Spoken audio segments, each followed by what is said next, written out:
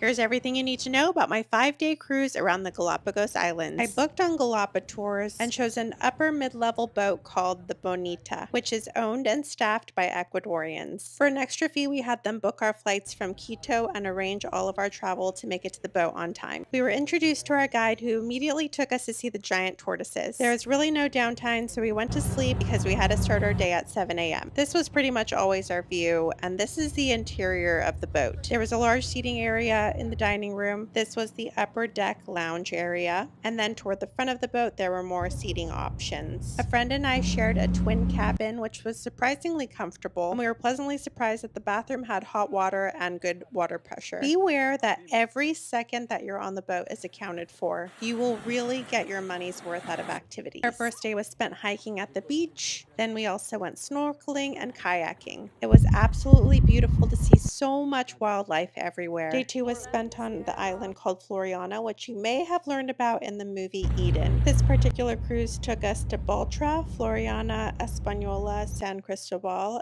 and Santa Cruz. Day 3 was on the island of Española, and this 2-mile hike will be the longest one of the trip. When you're packing, you'll want to bring a pair of runners and a pair of sandals that strap to your feet. They will let you know in advance if you're going to be doing a wet landing. I also learned a lot about culture, including how to make ceviche, and it was cool to see wildlife directly from the boat. And this is Gardner Bay, which is one of the most beautiful beaches I've ever seen. On day 4, you're going to be in San Cristobal, and you'll go on one of the most physically demanding hikes of the trip. The island is called Los Lobos, and it's quite rocky. We had a couple people fall, and others had to take it really slowly. It was definitely worth it though, because the wildlife there were very unique. This was the last night of our trip, where we got to celebrate with our cabin crew. And on the last day, we took one last hike at 6 a.m. to see the sunrise and spot this beautiful flamingo. I hope you make it there one day. I am putting more info in the caption, and let me know if you have any questions.